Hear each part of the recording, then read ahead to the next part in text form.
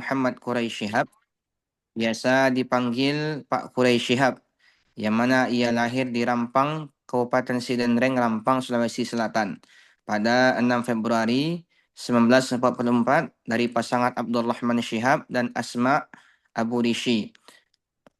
Quraisy adalah anak keempat dari 12 bersaudara, yang mana ia menikah dengan Fatmawati As-Segaf pada 2 Februari 1975 di Solo.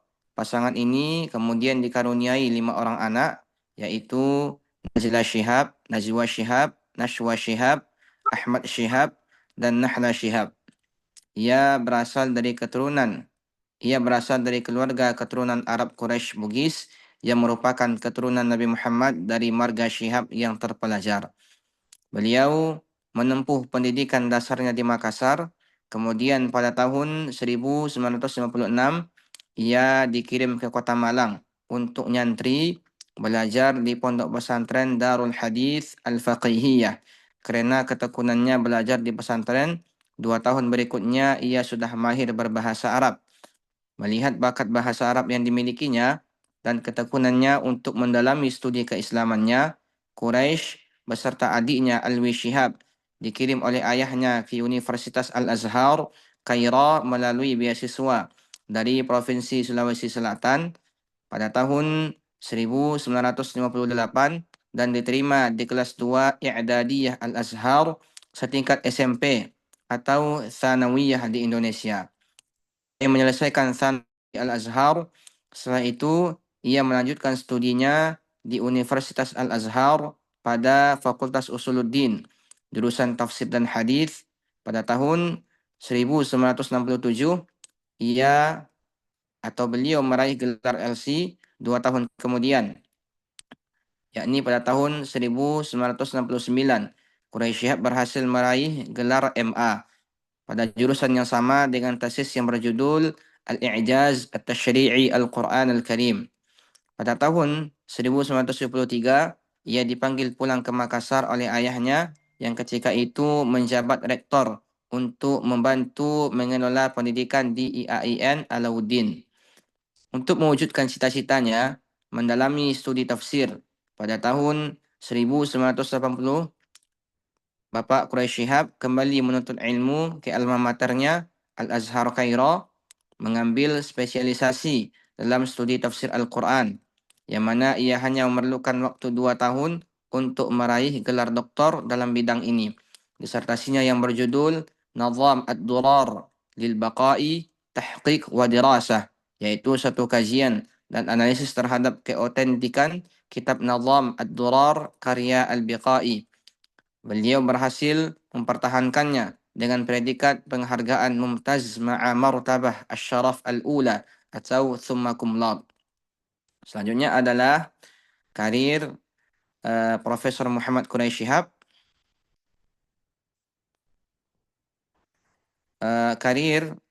Profesor Muhammad Quraisy Shihab juga berjalan seiring dengan dia diangkat menjadi rektor IAIN Jakarta, yang mana kini bernama UIN Jakarta selama 2 periode, yaitu dari tahun 1992 sampai 1996 dan 1997 sampai 1998.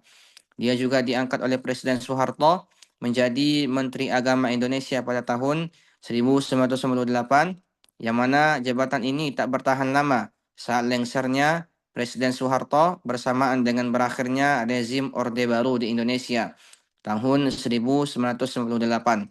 Di era reformasi, ia ditugaskan menjadi Duta Besar Indonesia untuk Mesir. Berikut adalah di antara rincian karirnya, yang mana yang pertama dosen IAIN Alauddin Makassar, Sulawesi Selatan, kemudian wakil rektor bidang akademis dan kemahasiswaan pada IAIN Alauddin Makassar, Sulawesi Selatan, kemudian koordinator perguruan tinggi swasta wilayah 7 Indonesia bagian timur, pembantu pimpinan Kepolisian Indonesia Timur dalam bidang pembinaan mental, kemudian dosen di Fakultas Usuluddin dan Fakultas Pasca Sarjana IAIN atau UIN Syarif Hidayatullah Jakarta pada tahun 1984, kemudian Ketua Majelis Ulama Indonesia atau MUI Pusat sejak tahun 1984, kemudian anggota Lajnah Pentashihan Al-Quran, Departemen Agama sejak tahun 1989, kemudian anggota Badan Pertimbangan Pendidikan Nasional sejak tahun 1989, kemudian Rektor IAIN Jakarta selama 2 periode, sebagaimana telah kami sebutkan di awal tadi, kemudian Menteri Agama Indonesia tahun 1998, kemudian Duta Besar Indonesia untuk Mesir, dan Direktur Pusat Studi Al-Quran mulai dari tahun 2004 sampai saat ini. Kemudian selanjutnya adalah guru dan murid beliau. Lanjut, Mbak.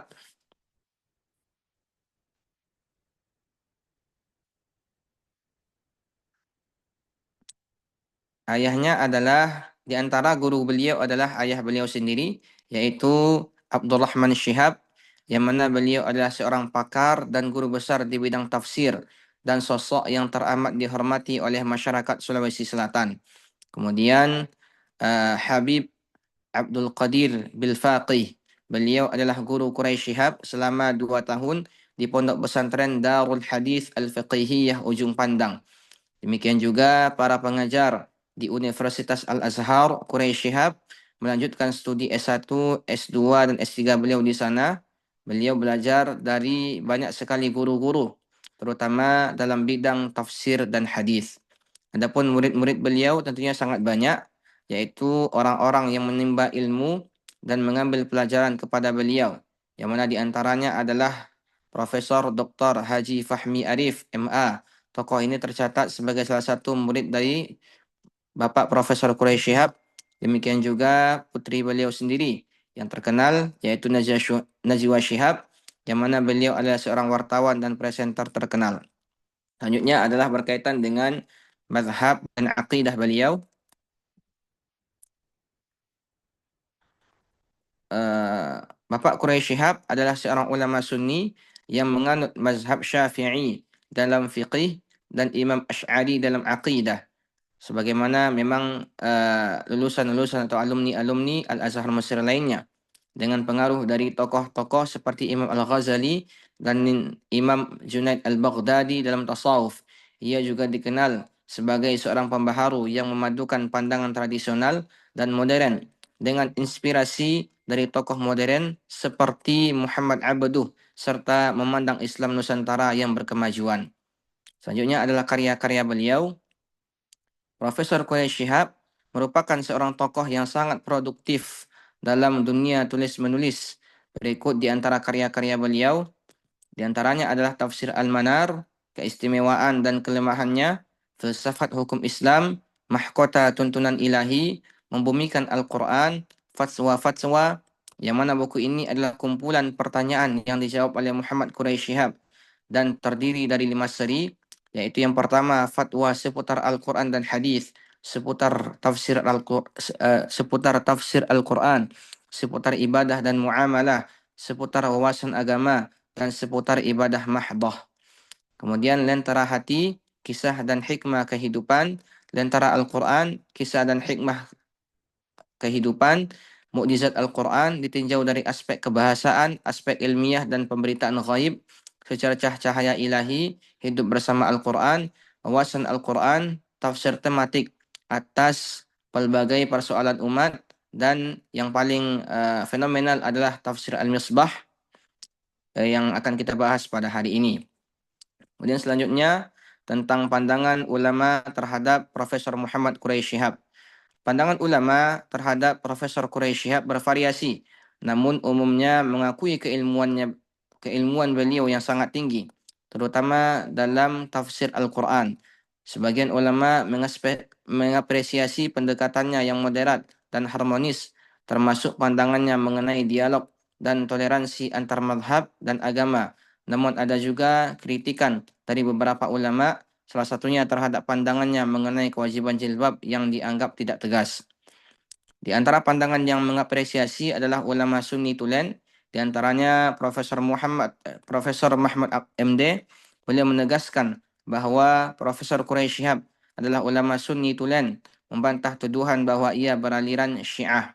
Kemudian pendekatan moderat, beliau dianggap memiliki kecenderungan moderat, wasatiyah yang mengutamakan harmoni, toleransi, dan dialog serta menjunjung tinggi prinsip tidak menghakimi atau menuduh orang lain sesat tanpa penyelidikan lebih lanjut.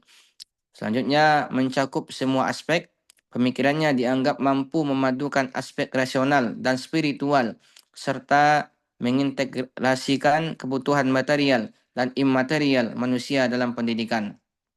Selanjutnya, pandangan yang mengkritik, khususnya persoalan jilbab, pandangannya yang menyatakan bahwa jilbab adalah ranah khilafiyah di kalangan ulama, bukan kewajiban mutlak, menuai kritikan dari sebagian ulama, yang mana kritik ini seringkali dikaitkan dengan pandangan publik tentang putrinya, yaitu Najwa Shihab yang tidak mengenakan jilbab. Pandangan terhadap Syiah, yang mana memang kalau kita membaca kitab tafsir beliau memang merujuk kepada beberapa pandangan daripada ulama-ulama dari kaum Syiah, yang mana kritikan juga datang dari kalangan yang menentang pandangannya yang dianggap terlalu menyamakan perbedaan prinsipil antara Sunni dan Syiah meskipun ia sendiri adalah seorang Sunni. Selanjutnya adalah konteks sosial, budaya, dan politik. Konteks sosial, budaya, dan politik, Profesor Muhammad Quraisy Shihab berakar pada pemahamannya tentang Al-Quran dan Islam sebagai panduan hidup, yang mana secara sosial budaya ia menekankan pentingnya dialog antar umat beragama dan menafsirkan ayat Al-Quran sesuai konteks sosial dan budaya saat ini, bukan hanya secara klasik. Dalam ranah politik, ia memandang Islam sebagai pedoman, bukan sistem politik yang kaku, menekankan nilai-nilai seperti demokrasi syura, dan kepemimpinan yang amanah, serta menyoroti potensi agama disalahgunakan untuk kepentingan politik. Tentunya pemahaman beliau ini tidak dapat dilepaskan dengan kultur yang ada di Indonesia sendiri, tempat di mana beliau belajar serta mengajarkan keilmuannya, sehingga pesan-pesan yang hendak beliau sampaikan dapat tersampaikan sebagaimana mestinya. Dalam bertoleransi antar umat beragama misalnya, dapat dilihat dari bagaimana beliau menafsirkan surah Al-Kafirun ayat yang ke-6, lakum dinukum waliyadin. Menurut beliau, ayat yang ke-6 dari surah Al-Kafirun tersebut merupakan pengakuan eksistensi secara timbal balik. Bagi kamu agama kamu dan bagi aku agamaku. Sehingga dengan demikian, masing-masing pihak dapat melaksanakan apa yang dianggapnya benar dan baik, tanpa memutlakkan pendapat kepada orang lain, tetapi sekaligus tanpa mengabaikan keyakinan masing-masing. Pemahaman ini tentunya tak luput dari faktor eksternal lingkungan beliau, yang mana memang beliau hidup di negara dengan keberagaman umat beragama yang begitu banyak. Barangkali sekian untuk pembahasan selanjutnya akan dilanjutkan oleh Ustazah salah satu Ni'mah. Kepada beliau, waktu dan tempat kami persilahkan. Baik, terima kasih. Selanjutnya yaitu tentang fisiologis naskah tafsir. Nah, berikut adalah tampilan tafsir Al-Misbah. Yang pertama ini adalah cetakan yang lama, kemudian yang berwarna lebih terang adalah tafsir dalam edisi cetakan yang baru. Selanjutnya terkait dengan latar belakang penulisan. Nah, ini sumbernya adalah dari Sekapur Sirih yang ada pada Tafsir Al-Misbah juz awal, juz pertama. Jadi, mengapa kemudian beliau menulis tafsir ini? Di antaranya yaitu beliau melihat antusias masyarakat untuk belajar Al-Quran dan berharap tidak mencukupkan diri dengan bisa membacanya saja. Kemudian banyak orang yang tidak memahami Al-Quran dengan baik dan benar, sehingga beliau merasa perlu untuk sebagai ulama ya, merasa perlu untuk menulis atau menuliskan tafsir yang mudah dibaca dari berbagai kalangan. Selanjutnya, beliau tentu saja mengulas bahwa sudah banyak ulama-ulama yang melakukan atau menafsirkan Al-Quran, tetapi masih dirasa perlu. Karena menurut beliau, Al-Quran itu pada suatu waktu ketika ditafsirkan, kemudian pada waktu yang lain bisa saja menimbulkan, bisa saja mendapatkan kesan yang berbeda. Kemudian selanjutnya yaitu tentang karakteristik tafsir. Dari sisi linguistik atau lugah, beliau sangat memperhatikan bahasa Arab sebagai pegangan dengan bertumpu pada ilmu gramatika bahasa atau nahwu. dalam menjelaskan makna kosakata dan penggunaan bahasa Arab yang telah dikenal secara luas di kalangan masyarakat. Besarnya perhatian beliau terhadap pembahasan makna kosakata ini dapat ditemukan hampir di setiap ayat yang ditafsirkannya. Selain itu, beliau juga mencoba mencari argumen atau dasar filosofis kenapa satu kata didahulukan dari kata yang lain, tetapi pada ayat yang lain diakhirkan. Terkait sistematika penulisan, sebelum menafsirkan setiap ayat yang ada di dalam Al-Quran, beliau menyebutkan jumlah ayat dari setiap surah, lalu arti dari nama surah tersebut. Dilanjutkan ke bagian pendahuluan, beliau memberikan penjelasan yang berfungsi sebagai pengantar memasuki surah yang akan ditafsirkan. Cara ini dilakukan ketika hendak mengawali penafsiran pada tiap-tiap surah. Kegunaan dari penjelasan yang diberikan pada pengantar setiap surah ialah memberikan kemudahan bagi para pembacanya untuk memahami tema pokok surah dan poin-poin penting yang terkandung dalam surah tersebut, sebelum pembaca meneliti lebih lanjut dengan membaca tafsirnya. Kemudian mengelompokkan ayat-ayat dalam satu surah ke dalam kelompok kecil, terdiri atas beberapa ayat.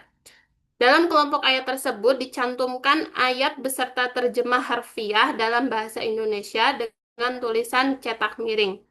Sedangkan tafsirnya ditulis dengan huruf normal, kemudian memberikan penjelasan tentang arti kosakata pokok atau kata-kata kunci yang terdapat dalam ayat tersebut. Pada akhir penjelasan di setiap surah diberikan kesimpulan atau semacam kandungan pokok dari surah tersebut. Akhirnya beliau mencantumkan kata wallahu a'lam sebagai penutup uraian di setiap surah. Nah, ini tampilannya ya teman-teman. Selanjutnya metode penafsiran. Tafsir Al-Misbah menggunakan metode tahlili dengan cara menafsirkan ayat-ayat Al-Quran berdasarkan ayat demi ayat, surat demi surah sesuai dengan urutan Mushaf Utsmani. Misalnya ketika menafsirkan Quran surat Al-Fatihah ayat 1 menjelaskan kata per kata seperti bacaan basmalah. Beliau uraikan terlebih dahulu ulasan makna dari ba, setelah itu baru ismi, dan begitu seterusnya. Metode beliau menafsirkan sehingga layak disebut kitab tafsir ini dengan metode tahlili atau terperinci. Corak penafsiran. Tafsir Al-Misbah digolongkan sebagai tafsir yang bercorak adabi ijtimai, yakni tafsir yang berorientasi pada sosial kemasyarakatan, sebagaimana kita jumpai dalam penafsiran beliau yang sering mengaitkan dengan aspek tersebut.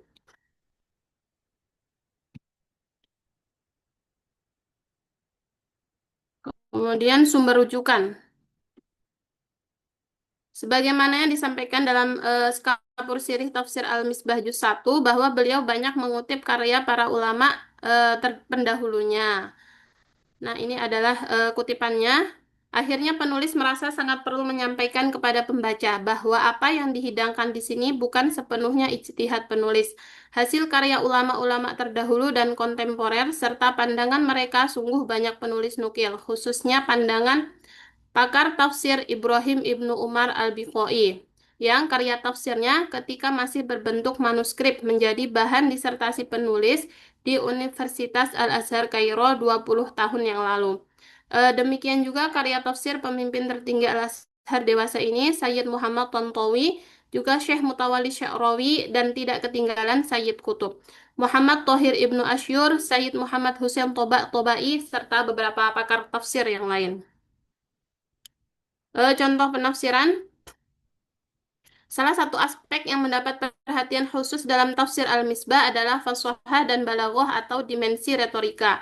Beliau mengeksplorasi bagaimana Al-Quran menggunakan berbagai sarana retoris untuk menyampaikan pesan dengan cara yang tidak hanya informatif tetapi juga persuasif atau ajakan dan menyentuh dimensi estetik pembacanya. Beliau menganalisis menggunakan majas, kinayah, isti'arah, dan bentuk-bentuk lainnya dalam Al-Quran untuk mengungkap nuansa makna yang tidak selalu tertangkap dalam terjemahan atau pembacaan harfiah.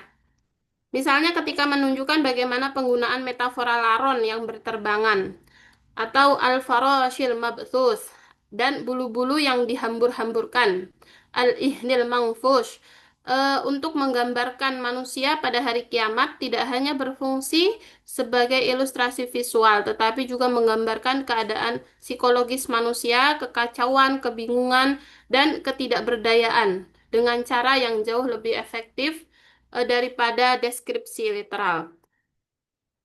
Penilaian terkait tafsir tentu saja tak terhitung banyaknya apresiasi dari berbagai kalangan terhadap karya monumental Profesor Quraish Shihab.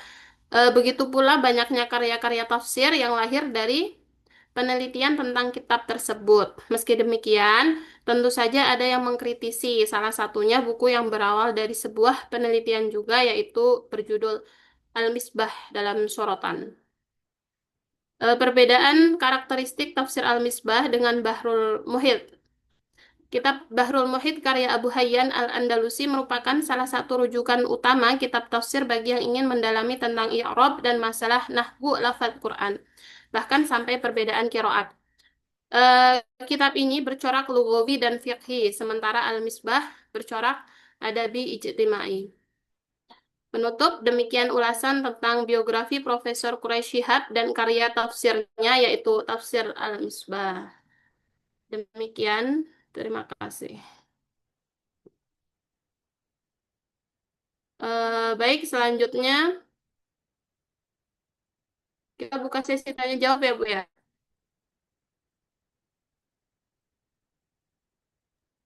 Ya, Bu, tanya jawab dulu. Baik, dipersilahkan kepada teman-teman. Mungkin ada yang ingin ditanyakan atau ada yang ingin menambahkan informasi terkait materi kita juga dipersilahkan.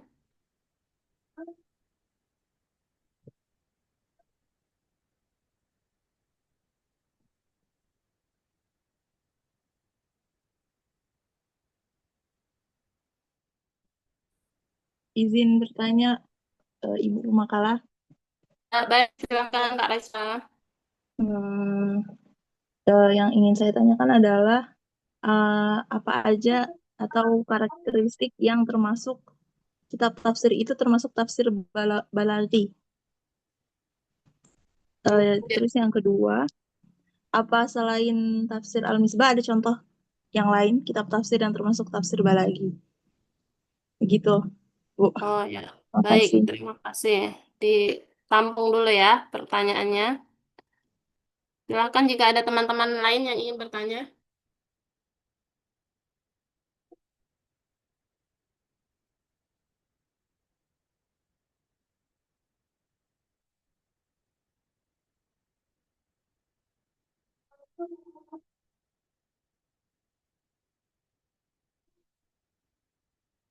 Atau mau dijawab dulu ini Kak Rusdi? Lanjut dulu, Kak. Oh ya,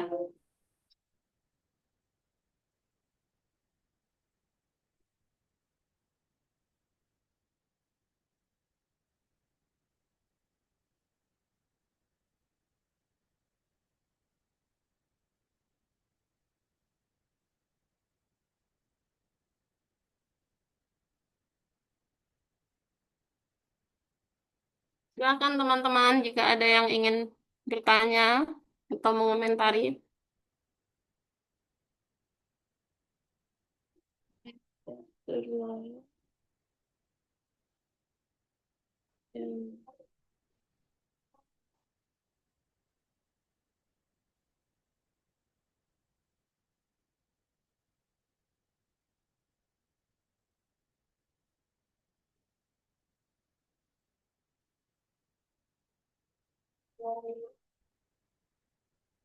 Mana?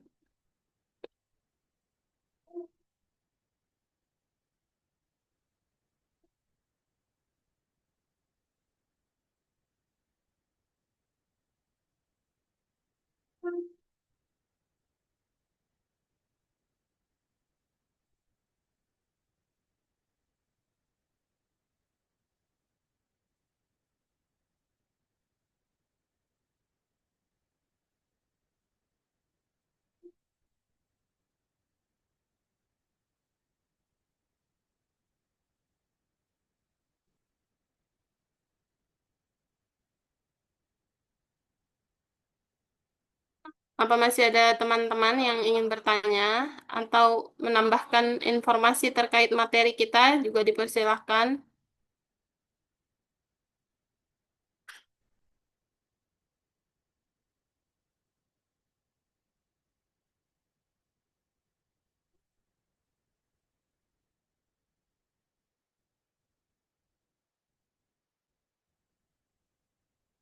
Silahkan Pak Rusdi, jika akan dijawab sekarang. Pertanyaan yang pertama,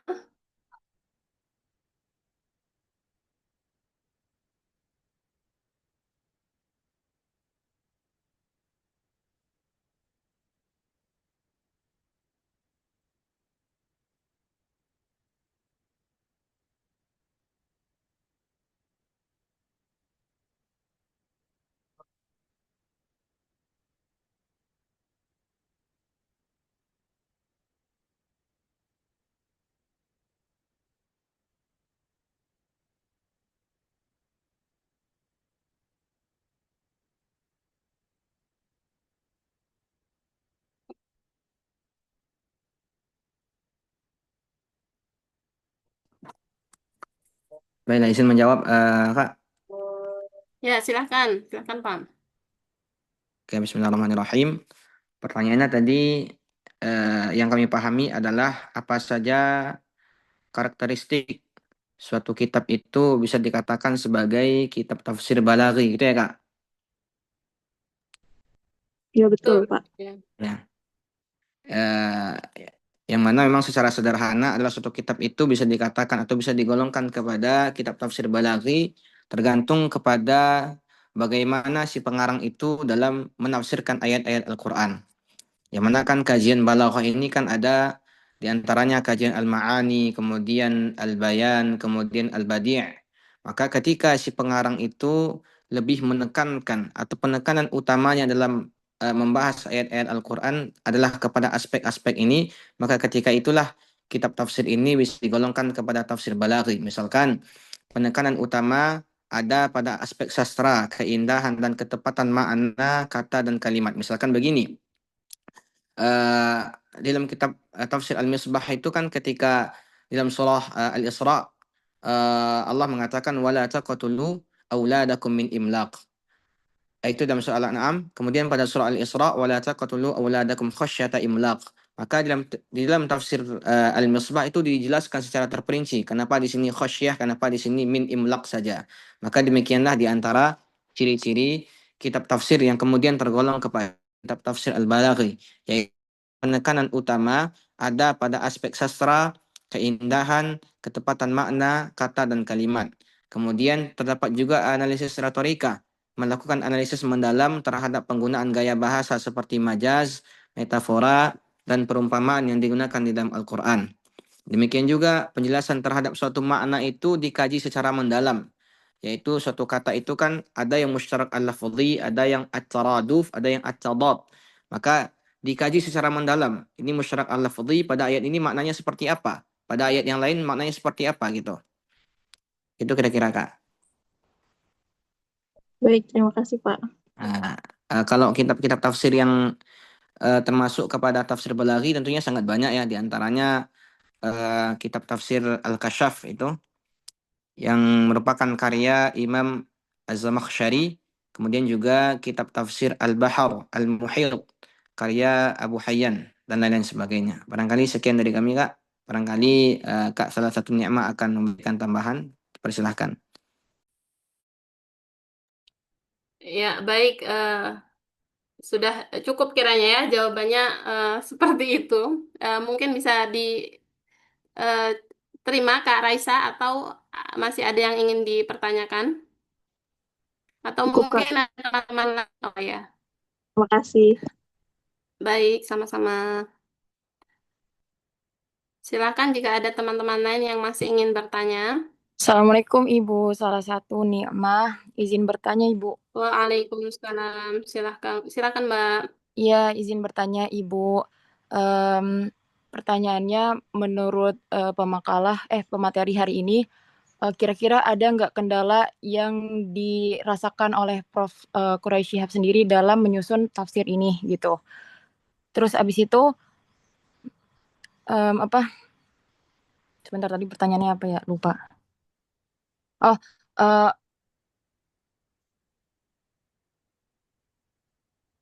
ih, sebentar ya. Oh, apakah tafsir Al-Misbah ini bisa disebut sebagai bentuk tafsir modernis atau wasatiyah moderat gitu, Kak?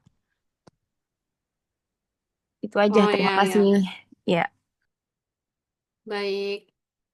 Dua pertanyaannya ya dari Mbak Cindy. Yang pertama, apakah ketika beliau menyusun kitab tafsir ini ada kendala dalam penyusunannya? Kemudian yang kedua, apakah tafsir Al-Misbah ini bisa digolongkan dalam tafsir yang moderat atau wasatiyah? Iya, betul, Kak. Ya, ya, ya. Bentar ya, Mbak ya. Eh, kita tampung dulu pertanyaannya. Silakan jika ada teman-teman yang mau menjawab, mau menanya, bertanya kembali atau menjawab juga boleh.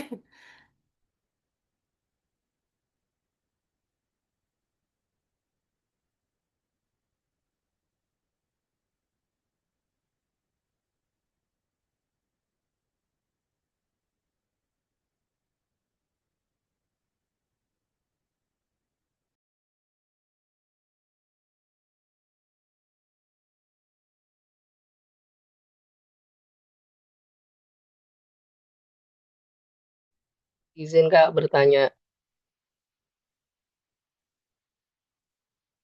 Baik, silahkan Kak.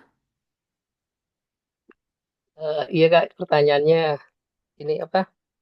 Tafsir Al-Misbah nih apakah murni 100% ditulis oleh Prof. Pak Kuri Shihab atau ada campur tangan oleh murid yang juga ikut membantu dalam menulisnya Kak?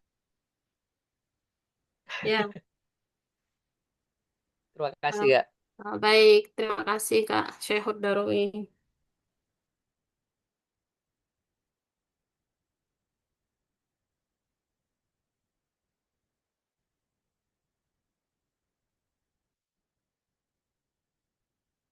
Pak Rusdi, apakah mau menjawab pertanyaan dari teman-teman?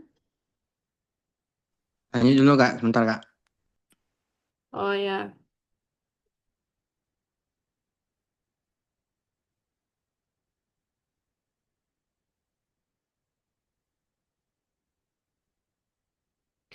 Saya coba menjawab pertanyaan yang terakhir ya dari Kak, tadi apa? Oh ya, dari Kak Syaihut ya. Terkait dengan kitab tafsir ini, apakah murni hasil karya beliau ataukah ada campur tangan dari atau ditulis oleh orang lain seperti itu. Mohon dikoreksi jika ada yang keliru atau ditambahkan jika jawaban saya kurang tepat. Jadi sependek pengetahuan kami itu adalah murni hasil karya beliau, hasil karya penafsiran beliau. Namun sebagaimana kita ketahui ya dalam dunia penerbitan itu kan ada yang namanya editor, kemudian apa sih ya sebelum diterbitkan seperti itu tentu banyak sekali pihak-pihak yang ikut andil dalam meneliti naskah tersebut seperti itu dan itu saya pernah dengar bahwa murid-murid beliau pun di apa ya dimintai bantuan untuk mengecek apakah ada kesalahan ketik atau apa seperti itu sih sependek yang saya ketahui gitu. Mungkin ada teman-teman yang lebih mengetahui tentang terkait hal ini dipersilahkan. Ustadz ini, Ustadz Wafa mungkin Ustadz Wafa Pakar boleh itu Ustaz. Kak. atau teman-teman yang lain dipersilahkan. Itu ya Kak Syaihut ya. Iya Kak, jelas. Terima kasih banyak Kak. Iya, nanti kita dengarkan koreksi sama-sama dari Ibu pembimbing kita kalau kurang tepat.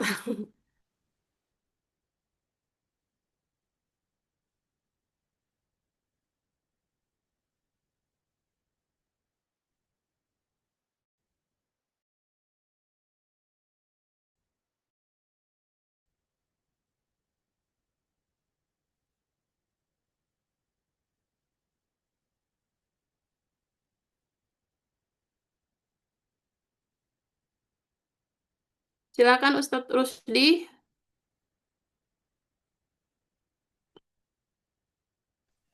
Baik, Kak, izin mencoba menjawab pertanyaan daripada Kak Cindy Nabila tadi.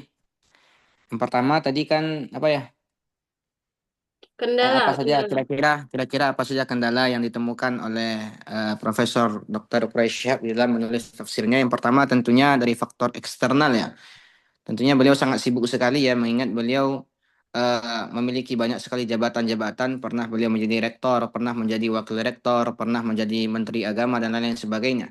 Sehingga dari faktor eksternal barangkali yang paling menyulitkan beliau dalam menulis tafsir ini adalah tentang bagaimana kesulitan beliau, sehingga beliau wallahu alam ya, apakah beliau bagaimana cara beliau membagi waktu beliau sehingga di tengah kesibukan beliau yang begitu banyak, beliau berhasil menulis sebuah kitab yang begitu fenomenal, yang bahkan per hari ini saking fenomenalnya dijadikan sebagai objek kajian bagi para pelajar ilmu tafsir.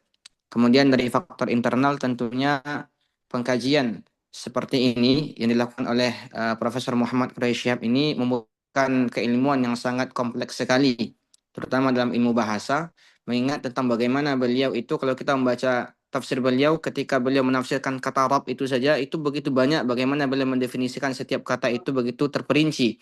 Kata ilah begitu terperinci apa perbedaan antara kedua kata ini dan lain-lain sebagainya. Sehingga memang tentunya dalam menafsirkan dalam mengkaji tafsir atau dalam menulis kitab tafsir yang seperti ini membutuhkan pemahaman terhadap ilmu-ilmu alat yang begitu mendalam. Barangkali begitu kira-kira Kak. Kemudian apakah kitab tafsir ini bisa tergolong kepada kitab tafsir wasatiyah ya, moderat? Menurut pemahaman kami setelah kami membaca beberapa jilid daripada kitab tafsir ini bisa ya menurut sependek pemahaman kami, karena memang beliau dalam kitab tafsirnya menjelaskan bahwa ummatan wasatan itu berarti umat yang moderat dan menjadi teladan. Kemudian juga tujuan beliau dalam menafsirkan Al-Quran itu mengantar umat untuk bersikap adil dengan tidak terjebak dalam sikap ekstrim atau memihak pada salah satu sisi. Contohnya saja tadi ketika beliau menafsirkan ayat ke-6 daripada surah Al-Kafirun kan jelas tentang bagaimana beliau mengajak kita sebagai para pembaca untuk saling menghargai antara umat beragama. Kemudian juga beliau dalam metode penafsiran menggunakan tafsir tahlili sesuai dengan urutan mushaf, muqarin, membandingkan dalam penjelasan sehingga kita tidak hanya diarahkan kepada satu pemahaman saja, sehingga kita sebagai seorang pelajar ilmu tafsir atau sebagai para pembaca kitab beliau adil begitu. Dan ini tentunya sesuai dengan pemahaman yang moderat, yang tidak ta'assub, yang tidak mengikuti satu pemahaman saja secara ekstrim. Itu kira-kira Kak. Apakah kami kembalikan kepada moderator, apakah sudah cukup atau belum gitu? Baik, itu tadi jawaban dari Pak Rusdi. Bagaimana Kak Cindy? Alhamdulillah jelas Kak salah satu nikmat dan Kak Rusdi, terima kasih banyak jawabannya. Ahsanallahu alaik. Ya, sama-sama Mbak. Selanjutnya mungkin cukupkan dulu ya Bu ya.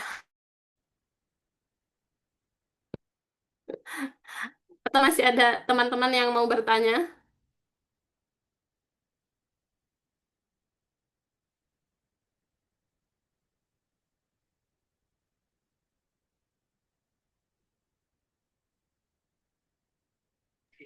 Baik, boleh Bu sambil nunggu ya. Ya, baik. Kami persilahkan kepada Ibu dosen. Baik, Bismillahirrahmanirrahim. Assalamualaikum warahmatullahi wabarakatuh. Terima kasih untuk kelompok tafsir logawi ya. Ini menarik ya. Prof. Quraish Shihab ini walaupun sering banget sudah kita bahas, tapi tetap menarik. Jadi memang dan menurut saya ini salah satu bukti bahwa mufasir Nusantara ya, tafsir-tafsir Nusantara itu tidak kalah hebat ya dari tafsir-tafsir yang lainnya gitu. Meskipun nanti mungkin teman-teman kalau ada yang mengambil tafsir lugawi ya, itu mungkin nanti bisa dilihat tafsir lain. Kalau yang saya tahu ya, Pak Quraisy ini dia lugawinya itu lebih ke asal kata ya kalau nggak salah ya. Jadi beliau menafsirkan, kemudian nanti penafsirannya itu dengan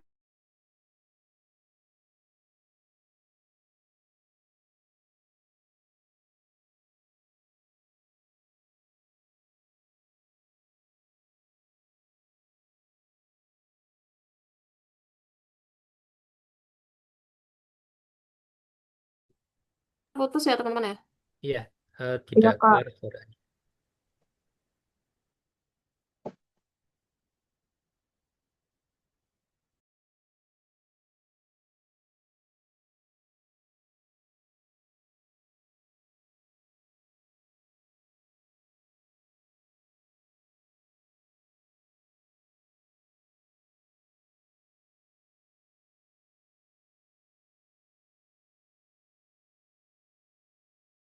maaf ya, ada tethering nih anak saya nih, jadi ini kayak matiin kameranya.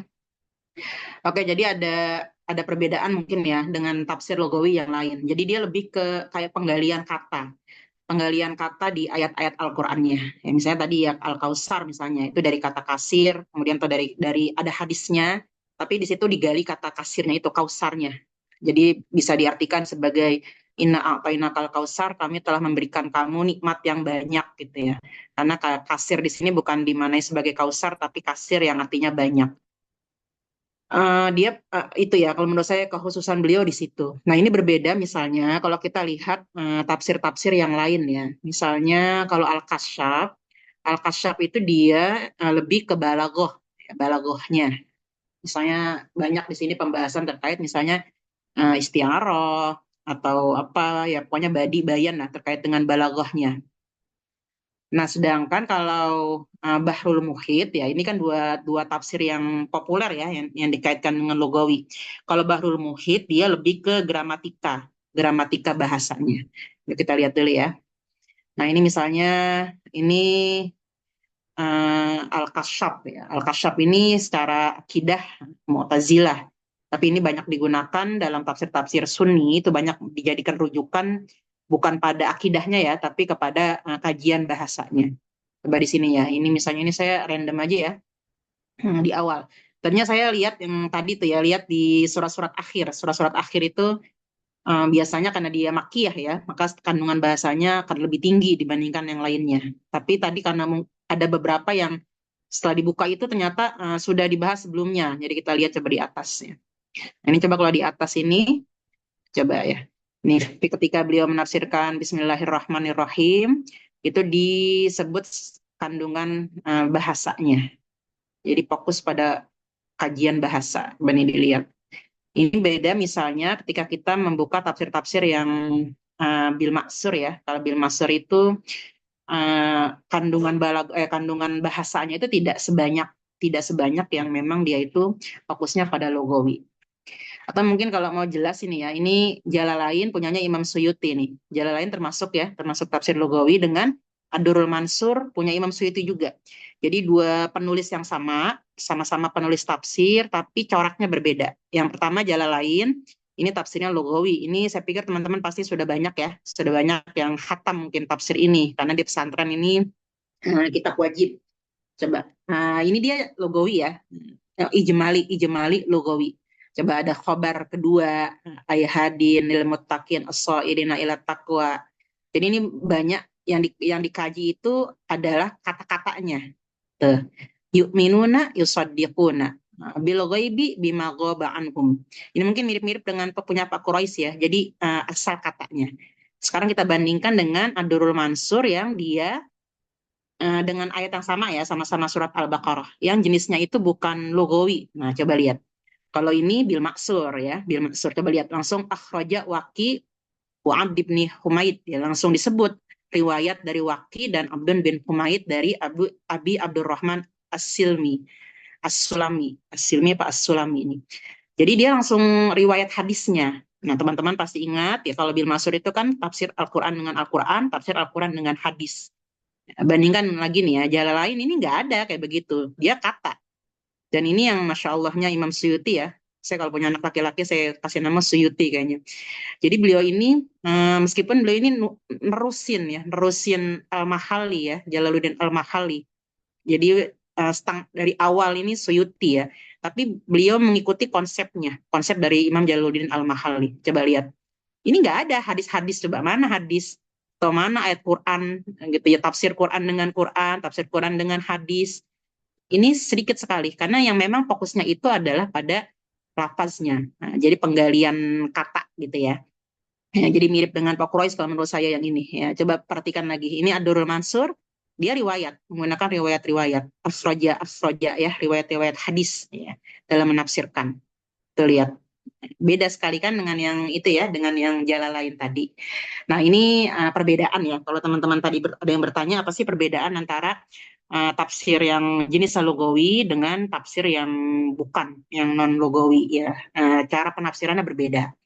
Jadi memang kalau logawi itu dia fokus meskipun ini tafsirnya semua ya Al-Kasyaf semua. Coba kita lihat Al-Bahrul Muhit. Kalau Al-Bahrul Muhit ini dia lebih ke gramatika.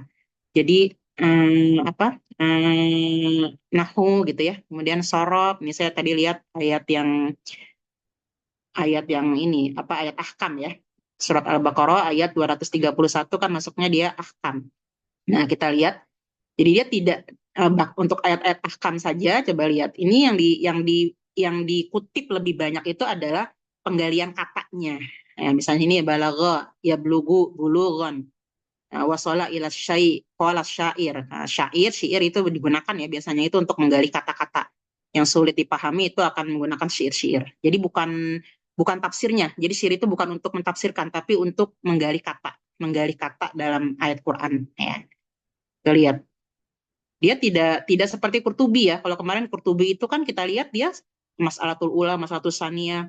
Meskipun di kitab-kitab yang bil maksur atau kitab-kitab yang coraknya beda ya, kayak Qurtubi kan coraknya ahkam ya. Itu dia tetap ada kajian bahasanya karena nggak mungkin ditinggal sama sekali. Jadi jangan beranggapan bahwa kalau yang bukan lugawi berarti nggak sama sekali ada bahasanya. Itu nggak mungkin. Nah, karena salah satu caranya itu ya dalam menafsirkan yang harus kata gitu ya. Jadi harus ada semantiknya, harus ada kajian katanya. Tapi memang porsinya berbeda dengan yang lugawi. Coba lihat. Tuh. Dia tidak sedalam tafsir-tafsir yang coraknya fikih ketika membicarakan ayat-ayat ahkam. Ya, ada begini qolas Syafi'i, pendapat Syafi'i tetap, tetapi tidak sebanyak yang itu ya yang coraknya fikih. Oke. Nah, ini Bahrul Muhit ya, Ibnu Hayyan Al-Andalusi. Nah, kajiannya fokusnya adalah pada gramatikanya, nahwu sorob. Makanya beliau ini lihat beliau juga tetap mengutip waqala Zamakhsyari. Nah, jadi tetap mengutip Zamakhsyari. Dan kalau yang pernah saya baca itu ya, jadi walaupun beliau mengutip Zamakhsyari, tapi di beberapa tempat, di mana memang kan Zamakhsyari itu kan Mu'tazilah ya teman-teman ya. Nanti kita mungkin ada sesi ya Mu'tazilah ya. Jadi kan salah satu ciri khas ya tafsir Mu'tazilah itu ada pada takwil ya, pada takwil.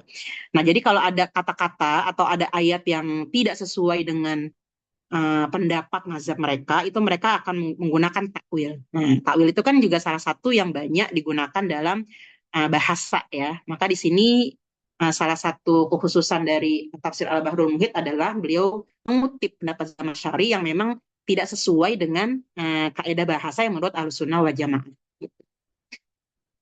Jadi tetap ada kutipan Zamakhsyari ya. Makanya ketika Pak Quraisy Shihab itu banyak kutipan Toba-Tobai, ya sebenarnya kalau kita lihat punya Pak Quraisy yang paling banyak itu bukan menurut saya ya, tapi mungkin saya belum baca keseluruhan ya. Bukannya Al-Biqai ya, tapi yang banyak itu Toba-Tobai. Ya. Toba-Tobai itu Syiah, makanya Pak Quraisy dibilang Syiah. Padahal Pak Quraisy ini hanya mengutip yang terkait dengan bahasa, kajian bahasa. Dan ini juga dilakukan oleh para ulama terdahulu, kayak Ibnu Hayyan Al-Andalusi kan mengutip Zamakhsyari, meskipun Zamakhsyari itu Mu'tazilah. Tapi kan yang dikutip itu bukan terkait dengan akidahnya, tapi untuk mengungkap aspek bahasa. Oke, contoh ya ini ya. Nah, ini nggak ketemu lagi ya. Biasanya Bahrul Muhit itu ini. Biasanya ya yang kadang-kadang saya suka baca itu beliau banyak sekali mengutip Basro, ulama Kufah. Pokoknya nahwu lah, ulama-ulama nahwu. Ini nggak ketemu nih. Oke, tapi nanti teman-teman silakan dibuka ya, dibuka Maktabah Syamilahnya atau dibuka kitabnya ya. Banyak mengutip ya karena itu kajiannya fokusnya pada gramatika. Kalau Al-Kasyaf fokusnya itu pada balaghah ya, balaghah Al-Qur'an. Nah, kalau Jalalain fokusnya itu pada pengungkap apa ya, saya kurang ngerti bahasa Arabnya ya.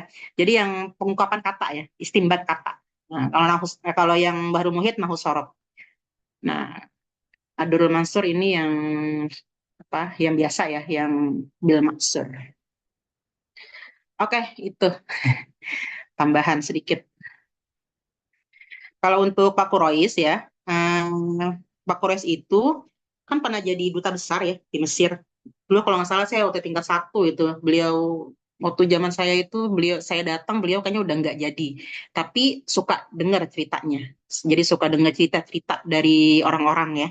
Kebetulan itu Ustadz Mulis Hanafi ya. Beliau itu dulu sering karena jadi ketua apa kayak forum tafsir di Mesir ya waktu beliau sedang di pasca itu. Nah, kebetulan itunya Pak Kurois, apa namanya, dubesnya Pak Kurois, dan itu sering cerita. Kebetulan itu sepupu saya ya, sepupu saya, Suat Mulis Hanafi. Jadi beliau suka cerita, dulu itu katanya dek, kalau Pak Kurois, itu kalau ada undangan dari mahasiswa, dia itu 15 menit lambat langsung pergi beliau. Kenapa begitu? Karena saking menjaga waktu. Jadi waktu beliau itu betul-betul di Mesir itu digunakan untuk nulis ya. Jadi bukan duta besar tetap dikerjain. Cuma kebanyakan itu yang ngerjain adalah ininya apa namanya asistennya ya. Jadi beliau itu waktunya betul-betul di Mesir itu menulis full ya. Karena kan di sana secara rujukan juga lebih banyak ya. Dan beliau ini tidak hafal Quran. Jadi bukan hafiz tapi memang bahasa Arabnya bagus ya karena memang keturunan Arab ya. Sehingga kemudian mungkin mempermudah ketika beliau di dubes itu, jadi dubes itu ya rujukannya di Mesir lebih banyak dan lebih fokus. Jadi kalau Buya Hamka itu menulis ketika sedang di penjara gitu ya. Nah, Pak Quraish Shihab itu menulis ketika beliau sedang menjadi dubes. Maka nanti teman-teman ketika menulis tesis ya, nah itu harus harus lengser ke Prabon itu. Jadi harus betul-betul cari waktu yang ditinggalin kerjaannya. Jadi cuti dulu, kalau punya kerjaan cuti dulu, ya fokus nulis tesis. Karena kalau nggak fokus itu sulit ya untuk menulis. Gitu. Deh, silakan dilanjutkan diskusinya. Misalkan kalau ada pertanyaan ya, yang tafsir logawi.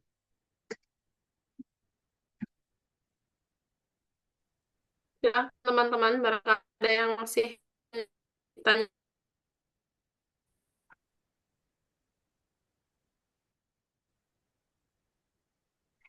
Kalau teman-teman mau ini ya, mengecek yang tafsir logawi itu biasanya, kalau dari segi balaghah ya, itu akan lebih banyak di tafsir ayat-ayat makkiyah. Jadi ayat-ayat makkiyah itu secara kandungan balaghahnya itu lebih tinggi dibandingkan ayat-ayat madaniyah. Ya. Jadi kalau sekarang udah semakin sedikit tuh di IKI ya. Jadi kalau teman-teman mau membahas terkait dengan balaghah Al-Quran itu bagus. Kalau nggak salah sudah ada ya materinya ya, Pak Ziad apa siapa ya? Faziat ya, Ibu. Balaghah. Iya. Nah, coba Balaghah Quran, pakai ya. judul yang balaghah gitu. Jadi kan yang teman-teman pelajari atau yang kita bahas bersama ya di perkuliahan di Pasca ini, itu kan supaya teman-teman semakin banyak ya, semakin banyak apa pilihan untuk menulis tesis nanti ya. Jangan nanti persepsi semua gitu ya, atau semantik semua gitu. Coba yang balaghah itu sudah mulai sedikit itu yang berminat, padahal itu sangat banyak ya. Balaghah misalnya, mungkin kalau balaghah jarang ya, atau misalnya apa struktur kata atau apa gitu di tafsir Nusantara itu belum ada kayaknya yang bahas tentang itu.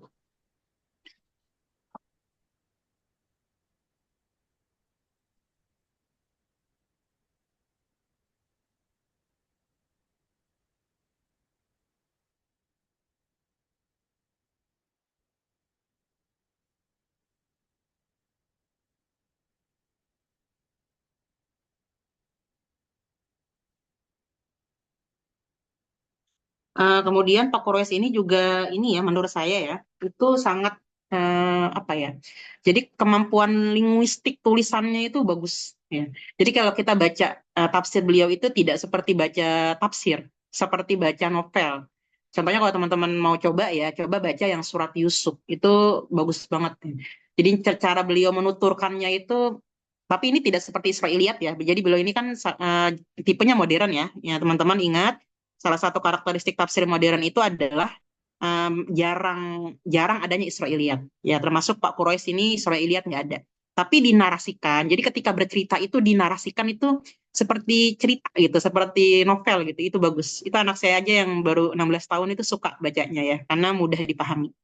Jadi tulisannya mudah dipahami. Jadi yang disebut cerdas itu, cerdas tulisan itu adalah ketika tulisan kita mudah dipahami.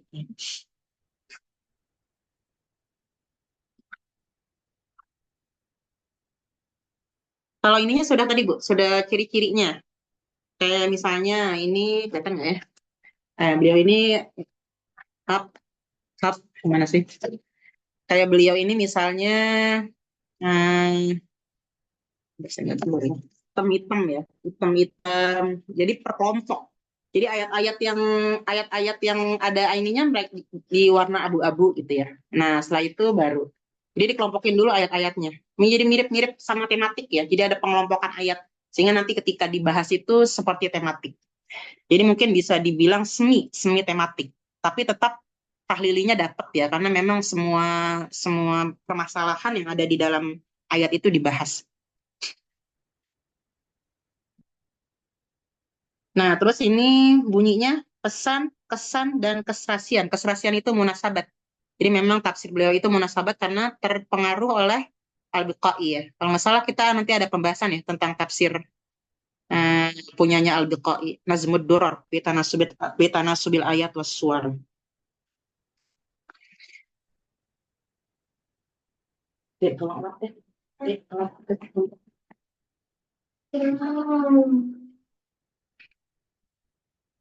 Tolong deh.